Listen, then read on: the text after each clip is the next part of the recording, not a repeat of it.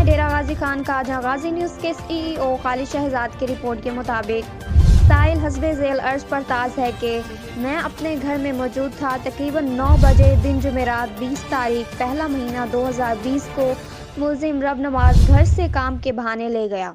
मासूम लड़का उसके साथ काम के दाम के सिलसिले में चला गया। वहां पर घास वाली मशीन पर घास काटना शुरू कर दिया और काम करते हुए जब वो थक गया तो मासूम लड़के ने कहा कि अब मैं थक गया हूं और अब मैं रेस्ट करता हूं। तो रब नवाज ने पेश में आकर उसको मारना शुरू किया और जब किया तो उसने लड़के का बाजू ज़बरदस्ती पकड़कर टोका मशीन में दे दिया। मेरी अल्लाह हुक्म से अपील है कि FIR दर्ज करके मुलजिम को सजा दी जाए।